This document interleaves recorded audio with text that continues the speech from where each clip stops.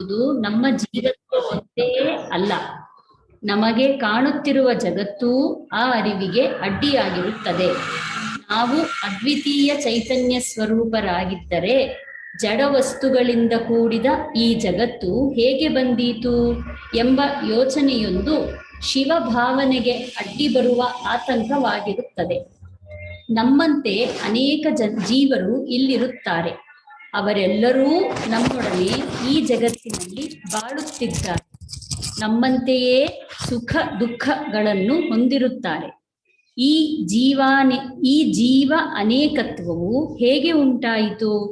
ಜೀವನು ಚೈತನ್ಯ ರೂಪನೆಂದು ಹೇಗೋ ಮನಗಾಣಬಹುದು. ಆದರೆ ಜೀವನಿಗೆ ಗೋಚರವಾಗುತ್ತಿರುವ, ಜೀವನಿಗೆ ಪ್ರಿಯವಾಗಿಯೂ ಅಪ್ರಿಯವಾಗಿಯೂ ಕಾಣುತ್ತಿರುವ, ಜೀವನು ಉಪಯೋಗಿಸಿದಂತೆ ಉಪಯೋಗವಾಗುತ್ತಾ ಪರತಂತ್ರವಾಗಿದ್ದುಕೊಂಡಿರುವ ಜಡವಸ್ತುಗಳೂ ಚೈತನ್ಯ ರೂಪವೆಂದೇ ಹೇಗೆ ಮನಗಾಣಬಹುದು ಎಂಬ ಶಂಕೆಯು ನಮ್ಮಲ್ಲಿ ಅನೇಕರನ್ನು ಬಾಧಿಸುತ್ತಿರುತ್ತದೆ. ಆದ್ದರಿಂದ ಈ ಶಂಕೆಗೆ ಪರಿಹಾರವಾಗಿ ಮತ್ತೊಂದು ದೃಷ್ಟಾಂತವನ್ನೊಳಗೊಂಡಿರುವ ಈ ಮುಂದಿನ ಶ್ಲೋಕವನ್ನು ಪ್ರಾರಂಭಿಸಿರುತ್ತಾರೆ. ಆಭಾತೀದಂ ವಿಶ್ವಮಾತ್ಮನ್ಯಸತ್ಯಂ ಆಭಾತೀದಂ ವಿಶ್ವಮಾತ್ಮನ್ಯಸತ್ಯಂ ಸತ್ಯಜ್ಞಾನಾನಂದರೂಪೇ ವಿಮೋಹಾತ್ ಸತ್ಯಜ್ಞಾನಾನಂದರೂಪೇ ವಿಮೋಹಾತ್ ನಿದ್ರಾಮೋಹಾತ್ ಸ್ವಪ್ನವತ್ತಂ ನ ಸತ್ಯಂ ನಿದ್ರಾಮೋಹಾತ್ ಸ್ವಪ್ನವತ್ತಂ ನ ಸತ್ಯಂ ಸಂಪೂರ್ಣಸ್ನಿತ್ಯ ಏಕಃ ಶಿವೋಹಂ ಶುದ್ಧಃ ಪೂರ್ಣೋ ನಿತ್ಯ ಏಕಃ ಶಿವೋಹಂ. ಆಭಾತೀದಂ ವಿಶ್ವಮಾತ್ಮನ್ಯಸತ್ಯಂ ಸತ್ಯಜ್ಞಾನಾನಂದರೂಪೇ ವಿಮೋಹಾತ್ ನಿದ್ರಾಮೋಹಾತ್ ಸ್ವಪ್ನವತ್ತಂ ನ ಸತ್ಯಂ ಶುದ್ಧಃ ಪೂರ್ಣೋ ನಿತ್ಯ ಏಕಃ ಶಿವೋಹಂ. ಅಸತ್ಯಂ ಸತ್ಯವಲ್ಲದ, ಇದಂ ಈ, ವಿಶ್ವಂ ಪ್ರಪಂಚವೆಲ್ಲವೂ ಸತ್ಯಜ್ಞಾನಾನಂದರೂಪೇ ಸಚ್ಚಿದಾನಂದ ರೂಪನಾದ ಆತ್ಮನಿ ಆತ್ಮನಲ್ಲಿ, ನಿದ್ರಾಮೋಹಾತ್ ನಿದ್ರೆಯಿಂದಾದ ಮೋಹದಿಂದ, ಸ್ವಪ್ನವತ್ ಕನಸು ಕಾಣಿಸುವ ಹಾಗೆ, ವಿಮೋಹಾತ್ ಭ್ರಾಂತಿಯಿಂದ, ಆಭಾತಿ ತೋರುತ್ತಿರುವುದು, ತತ್ ಆದ್ದರಿಂದ, ನ ಸತ್ಯಂ ಸತ್ಯವಲ್ಲ, ಅಹಂ ನಾನು, ಶುದ್ಧಃ ನಿರ್ಮಲನೂ, ಪೂರ್ಣಃ ಒಂದರ ಅಳತೆಗೂ ಸಿಕ್ಕದವನೂ, ನಿತ್ಯಃ ನಿತ್ಯನೂ, ಏಕಃ ಒಬ್ಬನೇ ಒಬ್ಬನೂ ಆದ, ಶಿವಃ ಶಿವನು. ಈ ಅಸತ್ಯವಾದ ಪ್ರಪಂಚವೆಲ್ಲವೂ ನಿದ್ರೆಯ ಮೋಹದಿಂದ ಕನಸು ತೋರಿಕೊಳ್ಳುವಂತೆ ತಪ್ಪು ತಿಳುವಳಿಕೆಯಿಂದ ತೋರುತ್ತಿರುವುದು. ಆದ್ದರಿಂದ ಇದು ಸತ್ಯವಲ್ಲ. ನಾನು ಶುದ್ಧನೂ ಪೂರ್ಣನೂ ನಿತ್ಯನೂ ಏಕನೂ ಆದ ಶಿವನು. ವಿವರಣೆ: ಹಗ್ಗದ ಹಾವಿನ ದೃಷ್ಟಾಂತದ ವಿಷಯದಲ್ಲಿ ಶಂಕೆ. ಹಿಂದಿನ ಶ್ಲೋಕದಲ್ಲಿ ಹೇಳಿದ ಹಗ್ಗದ ಹಾವಿನ ದೃಷ್ಟಾಂತವನ್ನಿಟ್ಟುಕೊಂಡರೆ ಕೆಲವು ಸಂದೇಹಗಳು ಹುಟ್ಟುತ್ತವೆ. ಈಶ್ವರನಲ್ಲಿ ಜೀವತ್ವವೆಂಬುದು ಆ ದೃಷ್ಟಾಂತದಂತೆ ಕಲ್ಪಿತವಾಗಿರುವುದೆಂದರೆ ಈ ಕೆಳಗಿನ ಆಕ್ಷೇಪಗಳು ಹುಟ್ಟುವವು. ಹಗ್ಗವೂ ಹಾವೂ ನಾವು ನೋಡಿದ ಪದಾರ್ಥಗಳು. ಇಲ್ಲಿ ಜೀವನು ಪ್ರಪಂಚವು ನಾವು ನೋಡಿದ ಪದಾರ್ಥ, ಅದು ಬ್ರಹ್ಮ ಜೀವ ನಾವು ನೋಡಿದ ಪದಾರ್ಥ ಅಲ್ಲ. ಎರಡು ಕಂಡ ಪದಾರ್ಥವೇ ಅಲ್ಲ. ತಪ್ಪಿಗೆ ಎರಡು ಕಂಡಿರ್ಬೇಕು. ಇಲ್ಲಿ ಎರಡನ್ನೂ ಕಂಡೇ ಇಲ್ಲ. ಇದು ಒಂದು ಪಾಯಿಂಟ್. ಆಮೇಲೆ ಆದ್ದರಿಂದ ಹಗ್ಗವನ್ನು ಮಬ್ಬುಗತ್ತಲೆಯಲ್ಲಿ ನೋಡಿ ಅದು ಹಗ್ಗವೆಂದು ಅರಿತುಕೊಳ್ಳದೆ ಇದ್ದಾಗ ನಮಗೆ ಮೊದಲೇ ಇದ್ದ ಹಾವಿನರಿವಿನ ಸಂಸ್ಕಾರದಿಂದ ಇದು ಹಾವೆಂಬ ಭ್ರಮೆಯುಂಟಾಗಬಹುದಾಗಿದೆ. ಆದರೆ ನಾವು ಅದ್ವಿತೀಯ ಶಿವಸ್ವರೂಪರಾಗಿದ್ದರೆ ಸಂಸಾರಿತ್ವದ ಸಂಸ್ಕಾರವಾಗಲಿ ಅದು ಎದ್ದುಕೊಳ್ಳುವುದರಿಂದ ಉಂಟಾಗಬಹುದಾದ ಭ್ರಾಂತಿಯಾಗಲಿ ಆಗುವುದು ಹೇಗೆ? ಸಾಧ್ಯ ಇಲ್ಲಲ್ಲ. ದೃಷ್ಟಾಂತದಲ್ಲಿ ಮೊದಲು ನಿಜವಾದ ಹಾವಿನ ಅನುಭವವೊಂದು ಆಗಿರುತ್ತದೆ. ಅದರ ಸಂಸ್ಕಾರದಿಂದ ಹಾವಿನ ಭ್ರಾಂತಿಯಾಗಿರುತ್ತದೆ. ಇದಲ್ಲದೆ ಭ್ರಾಂತಿ ಎಂಬುದು ನಿಜವಾದ ಅನುಭವವೊಂದಿದ್ದರೆ ಉಂಟಾಗುವುದಾಗಿದೆ. ನಿಜವಾದ ಅನುಭವ ಇದ್ದಾಗಲೇ ಉಂಟಾಗೋದು ಭ್ರಾಂತಿ. ಆದ್ದರಿಂದ ಸಂಸಾರಿತ್ವವು ಭ್ರಾಂತಿಯಾಗಿದ್ದರೆ ನಿಜವಾದ ಸಂಸಾರಿತ್ವವೊಂದು ಇರಬೇಕಾಯಿತು. ಈ ಸಂಸಾರಿತ್ವ ಭ್ರಾಂತಿ ಇನ್ನೊಂದು ನಿಜವಾದ ಸಂಸಾರಿತ್ವ ಇರಬೇಕು. ಈ ಹಾವು ಭ್ರಾಂತಿ ಆಗಿ ನಿಜವಾದ ಹಾವು ಇರಬೇಲ್ವಾ? ಈ ಸಂಸಾರಿತ್ವ ಭ್ರಾಂತಿ ನಿಜವಾದ ಸಂಸಾರಿತ್ವ ಹೇಗಿದೆ ಹಾಗಾದ್ರೆ? ಅದ್ವಿತೀಯ ಚೈತನ್ಯವಾದದ್ದಲ್ಲಿ ಸಂಸಾರಿತ್ವವು ಹೇಗೆ ಹೊಂದುತ್ತದೆ? ಅದು ಹೊಂದದಿದ್ದರೆ ಸಂಸಾರಿತ್ವವು ಭ್ರಾಂತಿ ಎಂದು ಹೇಗೆ ನಂಬುವುದು? ಎರಡನೇ ಆಕ್ಷೇಪ ಇದು. ದೃಷ್ಟಾಂತದ ಹಗ್ಗವೂ ಹಾವು ನೋಡುವವನಿಗಿಂತ ಬೇರೆಯಾಗಿರುತ್ತವೆ. ಸ್ವರೂಪ ಅದು ಎರಡು ಹೊರಗಡೆ ಇರೋದು ವಿಷಯವಾಗಿರುತ್ತದೆ. ತನ್ನನ್ನೇ ಹಾವೆಂದು ಯಾವ ಮನುಷ್ಯನೂ ಎಣಿಸಿಕೊಳ್ಳುವುದಿಲ್ಲ. ಆದರೆ ದೃಷ್ಟಾಂತದಲ್ಲಿ ನಾನು ಸಂಸಾರಿಯು ಎಂದು ವಿಷಯಿಯನ್ನೇ ಸಂಸಾರಿ ಎಂದು ತಿಳಿದುಕೊಂಡಿದೆವೆಂದು ಹೇಳುತ್ತೀರಿ. ವಿಷಯವನ್ನೇ ಸಂಸಾರ ತಗೊಂಡಿದೆ ಎಂದು ಹೇಳ್ತಾ ಇದ್ದೀರಾ ನೀವು. ಆದ್ದರಿಂದ ಇದೂ ದೃಷ್ಟಾಂತಕ್ಕೆ ಹೊಂದಲಿಲ್ಲ. ಒಂದು ಹಗ್ಗವನ್ನು ಎರಡೆಂದು ಯಾರೂ ತಪ್ಪಾಗಿ ಭಾವಿಸುವುದಿಲ್ಲ. ಒಂದು ಕಡೆ ಇರುವುದನ್ನು ಮತ್ತೊಂದು ಕಡೆ ಇರುವುದೆಂದೂ ಭ್ರಾಂತಿ ಪಡುವುದಿಲ್ಲ. ಹಗ್ಗದ ರೂಪಕ್ಕೆ ಸಮನಲ್ಲದ ರೂಪಿನ ಹಂಡೆಯೇ ಮುಂತಾದವುಗಳನ್ನು ಹಗ್ಗದಲ್ಲಿ ಯಾರೂ ಹುಟ್ಟು ಕಟ್ಟುವುದಿಲ್ಲ. ಹಗ್ಗ ನೋಡಿದ್ದನ್ನು ಹಂಡೆ, ಇದೊಂದು ಬೆಟ್ಟ, ಸಮುದ್ರ, ಸೂರ್ಯ ಅಂತ ತಿಳ್ಕೊಳ್ಳೋಣ. ಹೋಲಿಕೆ ಇರಬೇಕು. ಹಗ್ಗಕ್ಕೂ ಹಾವು ಹೋಲಿಕೆ ಇದೆ. ಆದರೆ ದಾಷ್ಟಾಂತಿಕದಲ್ಲಿ ಒಬ್ಬ ಶಿವನಲ್ಲಿ ಅನೇಕ ಜೀವರ ಭ್ರಾಂತಿಯಾಗಿರುತ್ತದೆ ಎಂದೂ ಆತ್ಮನಿಗೆ ವಿಷಯವಾಗಿ ಅವನಿಗೆ ಹೊರಚ್ಚಾಗಿರುವ ಪ್ರಪಂಚವು ವಿಷಯಿಯಾಗಿರುವ ಅವನಲ್ಲಿ ಕಲ್ಪಿತವಾಗಿರುವುದೆಂದೂ ಶುದ್ಧ ಚೈತನ್ಯ ಸ್ವರೂಪಕ್ಕೆ ಸಮನಲ್ಲದ ರೂಪಿನ ಅಶುದ್ಧ ಜಡವಸ್ತುಗಳಿಂದ ಕೂಡಿದ ಪ್ರಪಂಚವು ಅದರಲ್ಲಿ ಕಲ್ಪಿತವಾಗಿರುವುದೆಂದೂ ವೇದಾಂತಿಗಳು ಹೇಳುತ್ತಾರೆ. ಇದು ಹಗ್ಗದ ಹಾವಿನ ದೃಷ್ಟಾಂತಕ್ಕೆ ಹೊಂದುಗಡೆಯಾಗುವುದಿಲ್ಲ. ಹೀಗಿರುವಲ್ಲಿ ನಾವು ಶಿವಸ್ವರೂಪರೆಂದೂ ಅದರಲ್ಲಿ ಎಂದಿಗೂ ಇಲ್ಲದ ಜೀವತ್ವ ಜಡತ್ವಗಳನ್ನು ಆ ನಮ್ಮ ಸ್ವರೂಪದಲ್ಲಿಯೇ ಕಲ್ಪಿಸಿಕೊಂಡಿರುವೆವೆಂದೂ ನಂಬುವುದು ಹೇಗೆ? ಪ್ರಪಂಚವು ತಪ್ಪು ತಿಳುವಳಿಕೆಯಿಂದ ಆತ್ಮನಲ್ಲಿಯೇ ತೋರುತ್ತಿರುವುದು. ಈ ಮೇಲೆ ಹೇಳಿದ ಆಕ್ಷೇಪಗಳಿಗೆ ಒಂದೊಂದಾಗಿ ಪರಿಹಾರವನ್ನು ಈಗ ಹೇಳುತ್ತೇವೆ. ಮೊದಲನೇದು, ಹಿಂದೆ ಎಂದಿಗೂ ನಮಗೆ ಆಗದೇ ಇದ್ದ ಸಂಸಾರಿತ್ವದ ಸಂಸ್ಕಾರವಾಗಲಿ ಅದರಿಂದಾದ ಭ್ರಮೆಯಾಗಲಿ ಉಂಟಾದದ್ದು ಹೇಗೆ ಎಂಬುದು ಮೊದಲನೆಯ ಆಕ್ಷೇಪವಷ್ಟೆ. ಆದರೆ ಭ್ರಾಂತಿಗೆ ಸಮಾನ ರೂಪವಾದ ಅನುಭವವು ಹಿಂದೆ ಆಗಿರಲೇಬೇಕೆಂಬ ನಿಯಮವೇನೂ ಇರುವುದಿಲ್ಲ. ದೃಷ್ಟಾಂತದ ಹಗ್ಗದಲ್ಲಿ ಇದು ಹಾವು ಎಂದು ಯಾವಾಗಲೂ ಅನುಭವವಿರಲಿಲ್ಲ. ಆದರೂ ಇದು ಹಾವು ಎಂಬ ಭ್ರಾಂತಿಯಾಗಿರುತ್ತದೆ.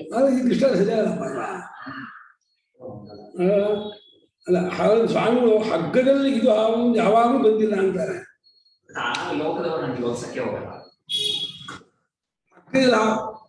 ಲಕ್ಷ್ಮೀಮತಿಗೆ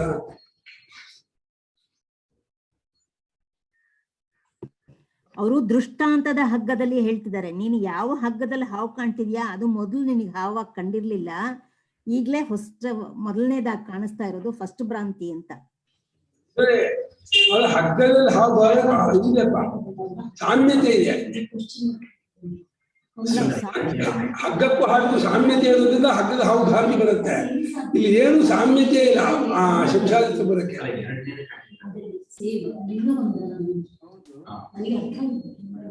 ಅದಕ್ಕೆ ಉತ್ತರ ಕೊಡ್ತಾರೆ ನೋಡೋಣ. ಎರಡನೇದು, ನಿಜವಾದ ಹಾವನ್ನು ನೋಡಿಯೇ ಹಾವಿನ ಭ್ರಮೆಯಾಗಿರುವುದರಿಂದ ನಿಜವಾದ ಸಂಸಾರಿಯೊಬ್ಬನನ್ನು ನೋಡಿಯೇ ಸಂಸಾರಿತ್ವ ಭ್ರಮೆಯುಂಟಾಗಬೇಕಲ್ಲವೇ ಎಂಬುದು ಎರಡನೆಯ ಆಕ್ಷೇಪ. ಆದರೆ ನಿಜವಾಗಿರುವ ವಸ್ತುವನ್ನು ಕಂಡೇ ಭ್ರಮೆಯಾಗಬೇಕೆಂಬ ನಿಯಮವೇನೂ ಇಲ್ಲ. ಹಾವನ್ನು ಹುಟ್ಟಿದಂದಿನಿಂದ ನೋಡದವನೊಬ್ಬ, ಅದನ್ನು ನೋಡಿರುವವನೊಬ್ಬ, ಹೀಗೆ ಇಬ್ಬರು ಹಗ್ಗವನ್ನು ದೂರದಿಂದ ನೋಡಿ ನಸುಗತ್ತಲೆಯಾದ್ದರಿಂದ ಅದನ್ನು ಹಗ್ಗವೆಂದು ಅರಿತುಕೊಳ್ಳಲಿಲ್ಲವೆಂದು ಇಟ್ಟುಕೊಳ್ಳಿರಿ. ಆಗ ಹಾವನ್ನು ನೋಡಿದ್ದವನು ಅಗೋ ಹಾವು ಎಂದು ಹೇಳಿದರೆ ಇನ್ನೊಬ್ಬನಿಗೆ ಹಾವೆಂಬ ತಿಳುವಳಿಕೆಯುಂಟಾಗುತ್ತದೆ. ಹಾವನ್ನೇ ನೋಡದೇ ಇದ್ದವನು ನಾನು ಅಲ್ಲಿ ಹಾಕೊಂಡಿದ್ದೀನಿ ಕ್ವಶನ್ ಮಾರ್ಕ್, ಇದನ್ನೇ ಪ್ರಶ್ನೆ ಕೇಳ್ಬೇಕು ಅಂದಿದ್ ನಾನು.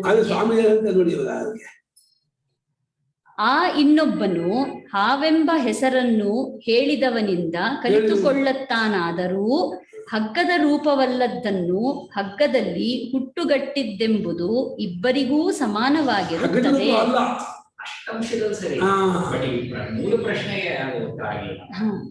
ಅಂದ್ರೂ ಒಂದ್ ಕಡೆ ಮೊದ್ಲು ಗೊತ್ತಾಗ್ಬೇಕಲ್ವಾ.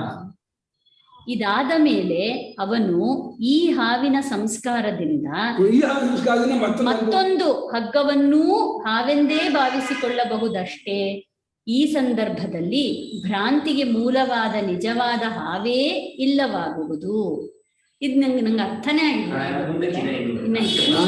ಮೊದಲನೇ ಪ್ರಶ್ನೆಗೆ ಉತ್ತರಕ್ಕೆ ವಿರುದ್ಧವಾಗಿ ಆಗತ್ತಲ್ವಾ ಗುರುಗಳೇ? ಮೊದಲನೇ ಪ್ರಶ್ನೆಗೆ ಉತ್ತರ ಕೊಟ್ಟಿದಾರಲ್ಲ, ಅದು ಈ ಉತ್ತರದಿಂದ ವಿರುದ್ಧವಾಗಿ ಆಗತ್ತೆ. ಅಲ್ಲ, ಮೊದಲನೇ ಪ್ರಶ್ನೆ ಇಷ್ಟ. ಇದು ಹಾವು ಯಾವಾಗಲೂ ಹಗ್ಗದಲ್ಲಿ ಆಗಿಲ್ಲ ಅಂದ್ರೆ ಇದು ಹಾವು ಉಂಟಾಗಿ ಹಗ್ಗದಲ್ಲಿ ಹಾವು ಉಂಟಾಗ್ತೀವಿ. ಅನುಭವ ಆಗಿರ್ಬೇಕು ಅಂತ ಏನಿಲ್ಲ ಅಂದ್ಬಿಟ್ಟು ಈಗ ಅನುಭವ ಆಗಿದ್ದನ್ನ ತಗೋಬಹುದಲ್ವಾ ಅಂತ ಹೇಳ್ತಾ ಇದ್ದಾರೆ. ಭ್ರಾಂತಿ ಆಗ್ಬಹುದು ಅಂತ ಇದ್ದಾರೆ. ಅವರೇ ಕಾಂಟ್ರಡಿಕ್ಟ್ ಮಾಡ್ದಂಗಾಯ್ತು. ಇಲ್ಲ ಕಾಂಟ್ರಡಿಕ್ಷನ್ ಇಲ್ಲ, ಬಟ್ ಅವ್ರು ಕೊಡ್ತಿರೋ ಲಾಜಿಕ್ ಅಷ್ಟು ಸುಮ್ಮನೆ ಭಾಷಿಕಾರ ಆಕಾಶ ದೃಷ್ಟಾಂತ ಕೊಟ್ಟಿದ್ರಲ್ಲ ಎಲ್ಲದಕ್ಕೂ ಅಂತ ಮೊದಲ ಆಕ್ಷೇಪ ಇದು ಸರಿಯಲ್ಲ. ಏಕೆಂದರೆ ದೃಷ್ಟಾಂತದಲ್ಲಿ ಇಬ್ಬರಲ್ಲಿ ಒಬ್ಬನಿಗೆ ನಿಜವಾದ ಹಾವಿನ ಅರಿವು ಇರುತ್ತದೆ. ಸಂಸಾರದಲ್ಲಿ ನಿಜವಾದ ಸಂಸಾರವು ಯಾರಿಗೂ ಇಲ್ಲ. ಮೊದಲು ಸಂಸಾರವು ಯಾರಿಗಾದರೂ ಒಬ್ಬರಿಗೆ ನಿಜವಾಗಿ ಆಗಿದ್ದರೆ ಮಿಕ್ಕವರಿಗೆ ಭ್ರಮೆಯಿಂದ ಆಗುವುದೆಂಬುದಕ್ಕೆ ಈ ದೃಷ್ಟಾಂತವು ಸಲ್ಲುತ್ತಿತ್ತು. ಆದರೆ ಹಾಗಿಲ್ಲ. ಇದೂ ಅಲ್ಲದೆ ಹಗ್ಗದ ಸರಿಯಾದ ತಿಳುವಳಿಕೆಯಾಗುವಾಗ ಇದು ಹಗ್ಗವೇ ಸುಮ್ಮನೆ ಹಾವೆಂದು ಭ್ರಮಿಸಿದೆನು ಎಂದು ಅರಿವಾಗುವುದು. ದಾಷ್ಟಾಂತಿಕದಲ್ಲಿ ಈ ಬಗೆಯ ಅನುಭವಕ್ಕೆ ಅವಕಾಶವಿಲ್ಲ. ಏಕೆಂದರೆ ದೃಷ್ಟಾಂತದಲ್ಲಿ ಹಗ್ಗವನ್ನು ಮೊದಲು ನೋಡಿದ್ದಂತೆ ಆತ್ಮನನ್ನು ಮೊದಲು ಯಾರೂ ನೋಡಿಲ್ಲ. ನೋಡಿದ್ದರೆ ಮತ್ತೆ ಭ್ರಮೆ ಬರುವುದಕ್ಕೂ ಕಾರಣವಿಲ್ಲ. ಅಥವಾ ಕಾರಣವಿದ್ದರೆ ವೇದಾಂತ ಜ್ಞಾನದಿಂದ ಕಂಡುಕೊಂಡರೂ ಮತ್ತೆ ಈ ಭ್ರಮೆ ಬರಬಹುದಾಗುವುದು. ಹೀಗೆ ಸಂಸಾರವು ಭ್ರಮೆ ಎಂಬುದಕ್ಕೆ ಹಗ್ಗದ ಹಾವಿನ ದೃಷ್ಟಾಂತವು ಸ್ವಲ್ಪವೂ ಸರಿ ಹೋಗುವಂತೆ ಕಾಣುವುದಿಲ್ಲ. ಸಮಾಧಾನ. ದೃಷ್ಟಾಂತವು ದಾಷ್ಟಾಂತಿಕಕ್ಕೆ ಎಲ್ಲಾ ಬಗೆಯಿಂದಲೂ ಸಮನಾಗಿರಬೇಕಾದ ಅವಶ್ಯಕತೆ ಇಲ್ಲ. ಎರಡೂ ಎಲ್ಲಾ ವಿಷಯದಲ್ಲಿಯೂ ಒಂದೇ ಆಗಿದ್ದರೆ ಒಂದು ದೃಷ್ಟಾಂತವೆಂದೂ ಮತ್ತೊಂದು ದಾಷ್ಟಾಂತಿಕವೆಂದೂ ಹೇಳುವುದಕ್ಕೇ ಆಗುವುದಿಲ್ಲ. ಪ್ರಕೃತದಲ್ಲಿ ರಜ್ಜು ಸರ್ಪ ದೃಷ್ಟಾಂತದಿಂದ ತಿಳಿಯಬೇಕಾದದ್ದೇನೆಂದರೆ ರಜ್ಜುವನ್ನು ಸರ್ಪವೆಂದು ತಿಳಿಯುವಂತೆ ಆತ್ಮನನ್ನು ಅನಾತ್ಮವೆಂದು ತಿಳಿದಿರುತ್ತೇವೆಂಬುದು. ಆದ್ದರಿಂದ ಮೊದಲು ನಿಜವಾದ ಸಂಸಾರಿತ್ವವನ್ನು ಕಂಡವನಿಗೆ ಸಂಸಾರಿತ್ವ ಭ್ರಮೆಯಾಗಬೇಕೆಂಬ ನಿಯಮವಿಲ್ಲವೆಂದು ತೋರಿಸುವ ಮಟ್ಟಿಗೆ ಹೇಳಿದ ಮೇಲಿನ ದೃಷ್ಟಾಂತವು ಸರಿಯಾಗಿರುತ್ತದೆ.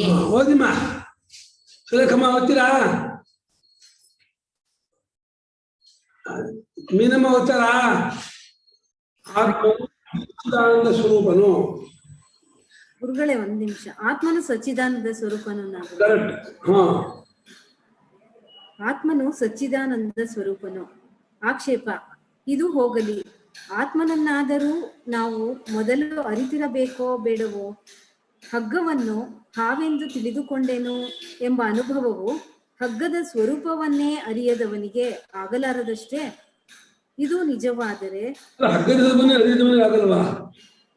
ಆಗಲ್ಲ.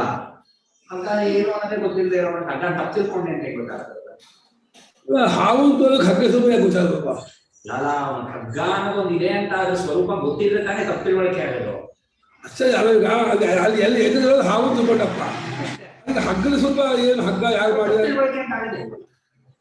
ಹಂಗಲ್ಲಪ್ಪ. ಹಗ್ಗ ಯಾವ್ದು ಮಾಡ್ತಾರೆ, ಹಗ್ಗ ಹೇಗಾಗುತ್ತೆ ಅವೆಲ್ಲ ಅವ್ನು ಗೊತ್ತಿರ್ಬೇಕಲ್ಲ. ಸ್ವರೂಪ ಅಂತ ಅಷ್ಟೇ. ಅಂದ್ರೆ ಹಿಂದೆ ಹಗ್ಗದ ಪರಿಚಯ ಇರಬೇಕು, ಅವಾಗ ತಪ್ಪು ತಿಳುವಳಿಕೆ ಆಪರೇಟ್ ಆಗುತ್ತೆ. ಇಲ್ಲಾಂದ್ರೆ ತಪ್ಪು ತಿಳುವಳಿಕೆ ಆಪರೇಟ್ ಆಗಲ್ಲ. ಎರಡು ಒಂದಲ್ಲಿ ನಿಲ್ಸ್ಕೊಳ್ಳೋದು ಇರಬೇಕು. ಇದು ನಿಜವಾದರೆ ಮೊದಲು ಗೊತ್ತಿದ್ರೆ ಇನ್ನು ತಪ್ಪು ತಿಳ್ಕೊಂಡೆ ಅನ್ಬೋದು. ಮೊದಲು ಗೊತ್ತೇ ಇಲ್ಲದೆ ಅದನ್ನ ತಪ್ಪು ತಿಳ್ಕೊಳಕ್ಕಾಗಲ್ಲ. ಇದು ನಿಜವಾದರೆ ಆತ್ಮನನ್ನೇ ಅರಿಯದ ನಮಗೆ ಅನಾತ್ಮ ಭ್ರಮೆಯು ಹೇಗುಂಟಾಯಿತೆಂದು ಕೇಳಬಹುದಲ್ಲವೇ? ಸಮಾಧಾನ: ಆತ್ಮನನ್ನು ಅರಿಯದವರೇ ಇಲ್ಲ. ನಾನು ನಾನು ಎಂದು ಎಲ್ಲರೂ ತಮ್ಮ ಆತ್ಮನನ್ನು ಅರಿತಿದ್ದಾರೆ. ಆಕ್ಷೇಪ: ಹಾಗಾದರೆ ನಾನು ಎಂಬುದೇ ಆತ್ಮನೆಂದು ಎಲ್ಲರಿಗೂ ತಿಳಿದಿದೆ ಎಂದಾಯಿತು. ಇನ್ನು ಆತ್ಮನನ್ನು ಅರಿಯುವುದಕ್ಕೆ ವೇದಾಂತ ಶಾಸ್ತ್ರವೇತಕ್ಕೆ ಬೇಕು. ಇನ್ನು ಆತ್ಮನನ್ನು ಅರಿತವರಿಗೂ ಭ್ರಮೆ ಬರುವುದಾದರೆ ಆತ್ಮಜ್ಞಾನದಿಂದ ಪ್ರಯೋಜನವಾದರೂ ಏನು? ಸಮಾಧಾನ: ಆತ್ಮನನ್ನು ನಾನು ಎಂದು ಸಾಮಾನ್ಯ ರೂಪದಿಂದ ತಿಳಿದಿರುತ್ತೇವೆ. ಆದರೆ ಸತ್ಯ ಜ್ಞಾನಾನಂದ ರೂಪನಾದ ಶಿವನೇ ನಾನು ಎಂಬ ರೂಪದಿಂದ ತಿಳಿದಿರುವುದಿಲ್ಲ. ಹಗ್ಗವನ್ನು ಹಾವೆಂದು ತಿಳಿಯುವಾಗ ಇದು ಎಂದು ಸಾಮಾನ್ಯ ರೂಪದಿಂದ ತಿಳಿದುಕೊಂಡಿದ್ದು, ಹಗ್ಗವೆಂದು ವಿಶೇಷ ರೂಪದಿಂದ ತಿಳಿಯದೆ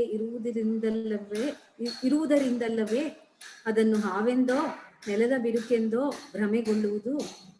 ಅದರಂತೆಯೇ ಇಲ್ಲಿಯೂ ತಿಳಿಯಬೇಕು. ನಮ್ಮ ಆತ್ಮನು ಸತ್ಯನು ಎಂದರೆ ಯಾವಾಗಲೂ ಇದ್ದಂತೆಯೇ ಇರುವವನು. ಜ್ಞಾನ ಸ್ವರೂಪನು ಎಂದರೆ ಅರಿವಿನ ರೂಪವಾಗಿರುವವನು. ಆನಂದ ಸ್ವರೂಪನು ಎಂದರೆ ಸುಖ ಸ್ವರೂಪನಾಗಿರುವವನು. ಇದನ್ನು ನಾವು ಅರಿತುಕೊಳ್ಳಬೇಕಾಗಿದೆ. ಇದನ್ನು ವೇದಾಂತ ಶಾಸ್ತ್ರವು ನಮಗೆ ತಿಳಿಸಿಕೊಡುತ್ತದೆ. ಆಕ್ಷೇಪ: ಸತ್ಯವೆಂದರೆ ಇದ್ದಂತೆಯೇ ಇರುವುದೆಂದಾದರೆ ಕಲ್ಲು, ಮರ ಮುಂತಾದವೂ ಇದ್ದಂತೆಯೇ ಇರುವವಲ್ಲ. ಅವು ಆ ರೂಪಿನಿಂದ ಆತ್ಮನಾದರೆ ನಮಗೆ ಸತ್ಯ ಸ್ವರೂಪವು ತಿಳಿದೇ ಇರುವುದೆಂದಾಗುವುದಿಲ್ಲವೇ? ಸಮಾಧಾನ: ಹಾಗಲ್ಲ. ಯಾವ ಪದಾರ್ಥವೂ ನಿಜವಾಗಿ ತಾನಿದ್ದಂತೆಯೇ ಇರುವುದಿಲ್ಲ. ಕಲ್ಲು ಬಂಡೆಗಳು ಕೂಡ ಕಾಲಾನುಕಾಲಕ್ಕೆ ಹೇರಳವಾಗಿ ಮಾರ್ಪಾಡುಗಳನ್ನು ಪಡೆಯುವವು. ಅವು ಒಡೆದುಕೊಂಡು ಚೂರು ಚೂರಾಗುವವು. ಕೊನೆಗೆ ಮರಳಾಗಿಯೂ ಪರಿಣಮಿಸಬಹುದು. ಬಂಡೆಗಳು ಇದ್ದಂತೆಯೇ ಇರುತ್ತಿದ್ದರೆ ಇಷ್ಟೊಂದು ಮಾರ್ಪಾಡುಗಳು ಹೇಗೆ ಆದವು? ಆದ್ದರಿಂದ ಕ್ರಮಕ್ರಮವಾಗಿ ಅವು ಬೇರ್ಪಡುತ್ತಿರುವುವೆಂದೇ ಹೇಳಬೇಕಾಗುವುದು. ಆದರೂ ವ್ಯವಹಾರದಲ್ಲಿ ಸ್ಥೂಲ ದೃಷ್ಟಿಗೆ ಕೆಲವು ಪದಾರ್ಥಗಳು ಇದ್ದಂತೆಯೇ ತೋರುತ್ತಿರುವವು. ಉದಾಹರಣೆಗೆ ಮಣ್ಣಿನಿಂದ ಮಡಕೆ, ಕುಡಿಕೆ, ಗುಡಾಣ, ಹರವಿ, ಶ್ರಾವೆ ಮುಂತಾದವುಗಳನ್ನು ಮಾಡಿದರೂ ಮಣ್ಣು ಮಣ್ಣೇ ಆಗಿರುತ್ತದೆ. ಆದ್ದರಿಂದ ಹೀಗೆ ಒಂದು ದೃಷ್ಟಿಯಿಂದ ನೋಡಿದರೆ ಇಂಥ ವಸ್ತುಗಳನ್ನೂ ಸತ್ಯವೆಂದು ಹೇಳಬಹುದು. ಆದರೆ ನಮ್ಮ ಆತ್ಮನು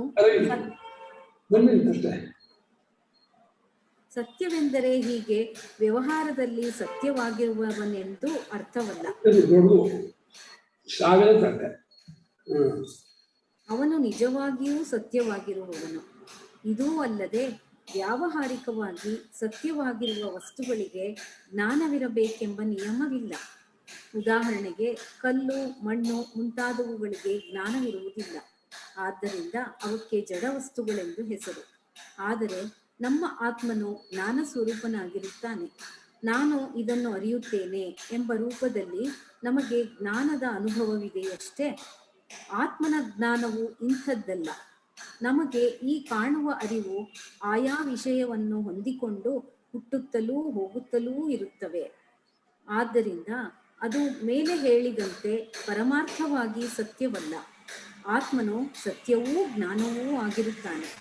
ಆದ್ದರಿಂದ ಆತ್ಮನ ಸ್ವರೂಪವಾದ ಜ್ಞಾನವು ಈ ಹುಟ್ಟಿ ಹೊಂದುವ ಅರಿವಲ್ಲ. ಅವನು ಯಾವ ವಿಕಾರವೂ ಇಲ್ಲದ ಕೂಟಸ್ಥವಾದ ಜ್ಞಾನದ ರೂಪದಲ್ಲಿರುತ್ತಾನೆ. ಮತ್ತೊಂದು ವಿಷಯ, ನಮಗೆ ಜ್ಞಾನವಾಗಬೇಕಾದರೆ ನಮ್ಮ ಬುದ್ಧಿಯನ್ನು ಕ್ಲೇಶಪಡಿಸಿಕೊಳ್ಳಬೇಕು. ಏಕಾಗ್ರತೆಯಿಂದ ಆಲೋಚನೆ ಮಾಡಿಯೇ ಈ ಜ್ಞಾನವನ್ನು ಸಂಪಾದಿಸಿಕೊಳ್ಳಬೇಕು. ಆದರೆ ಆತ್ಮನ ಸ್ವರೂಪದಲ್ಲಿ ಯಾವ ಕ್ಲೇಶವೂ ಇಲ್ಲ, ಯಾವ ದುಃಖವೂ ಇಲ್ಲ. ಅವನು ಆನಂದ ಸ್ವರೂಪನಾಗಿರುತ್ತಾನೆ. ಆದ್ದರಿಂದಲೂ ಈ ನಮ್ಮ ಜ್ಞಾನವು ಆತ್ಮನಲ್ಲ. ನಮಗೆ ವಿಷಯಗಳ ಭೋಗವಾಗುವಾಗ ಒಂದು ಬಗೆಯ ಸುಖವಾಗುವುದಷ್ಟೇ. ಆತ್ಮನು ಆನಂದವೆಂದರೆ ಹಾಗಲ್ಲ. ವಿಷಯ ಭೋಗದ ಸುಖವು ಹುಟ್ಟಿ ಹೋಗುವುದಾಗಿರುವುದು, ಪರಾವಲಂಬನೆಯದೂ ಆಗಿರುವುದು. ಆದರೆ ಆತ್ಮನು ಯಾವಾಗಲೂ ಒಂದೇ ರೂಪವಾಗಿರುವ ನಿರಪೇಕ್ಷವಾದ ಆನಂದವಾಗಿರುತ್ತಾನೆ. ಹೀಗೆ ಲೋಕದಲ್ಲಿರುವ ಕೆಲವು ಪದಾರ್ಥಗಳನ್ನು ಸ್ಥೂಲ ದೃಷ್ಟಿಯಿಂದ ನೋಡಿದಾಗ ಸತ್ಯ, ಜ್ಞಾನ, ಆನಂದ ಎಂಬ ಮಾತುಗಳಿಗೆ ತಕ್ಕವೆಂದು ತೋರುವುದಾದರೂ ಚೆನ್ನಾಗಿ ಪರೀಕ್ಷೆ ಮಾಡಿದರೆ ಆತ್ಮನಲ್ಲದ ಯಾವ ಪದಾರ್ಥವೂ ನಿಜವಾದ ಅರ್ಥದಲ್ಲಿ ಸತ್ಯ ಜ್ಞಾನಾನಂದ ಸ್ವರೂಪವಾಗಿರುವುದಿಲ್ಲ. ಈ ಸ್ವರೂಪವನ್ನು ಅರಿತುಕೊಂಡರೆ ಅದರಲ್ಲಿ ಕಲ್ಪಿತವಾದ ಜೀವ ಜಗದ್ರೂಪವು ಬಾಧಿತವಾಗುತ್ತದೆ. ಇನ್ನು 3-4ನೆಯ ಆಕ್ಷೇಪಗಳನ್ನು ವಿಮರ್ಶಿಸೋಣ. ತನಗಿಂತ ಬೇರೆಯಾದ ವಿಷಯವಾದ ಹಗ್ಗದಲ್ಲಿ ವಿಷಯವಾದ ಹಾವನ್ನು ಹುಟ್ಟುಗಟ್ಟುವುದುಂಟು. ಆದರೆ ತನ್ನನ್ನೇ ಬೇರೊಂದು ರೂಪದವನೆಂದು ಭ್ರಾಂತಿ ಪಡುವುದುಂಟೆ? ಅದ್ವಿತೀಯವಾದ ಶಿವಸ್ವರೂಪದಲ್ಲಿ ಅನೇಕವಾದ ಜೀವನನ್ನೂ ಜಡವಸ್ತುಗಳನ್ನು ಕಲ್ಪಿಸಿರುವೆವೆಂದು ಹೇಗೆ ನಂಬುವುದು? ಆತ್ಮನಿಗಿಂತ ಬೇರೆಯಾಗಿ ಅವನ ಮುಂದೆ ಅನಾತ್ಮ ರೂಪವಾದ ಪ್ರಪಂಚವೊಂದು ಕಲ್ಪಿತವಾಗಿದೆ ಎಂದು ನಂಬುವುದು ಹೇಗೆ? ಇದೊಂದು ಹಗ್ಗದ ಹಾವಿನ ದೃಷ್ಟಾಂತಕ್ಕೆ ಹೊಂದುವಂತಿಲ್ಲವಲ್ಲ ಎಂಬುದೇ ಈ 2 ಆಕ್ಷೇಪಗಳ ಸಾರವು. ಆತ್ಮನು ಸತ್ಯ ಜ್ಞಾನಾನಂದ ಸ್ವರೂಪನಾದರೆ ಅವನಲ್ಲಿ ಅಸತ್ಯ ಜಡ ದುಃಖ ರೂಪವಾದ ಪ್ರಪಂಚವು ಹೇಗೆ ಕಲ್ಪಿತವಾಯಿತು ಎಂಬುದು ಆಕ್ಷೇಪಕನ ಶಂಕೆಯಲ್ಲಿ ಅಡಗಿರುತ್ತದೆ. ಪ್ರಪಂಚದ ತೋರಿಕೆಯು ಕನಸಿನಂತೆ.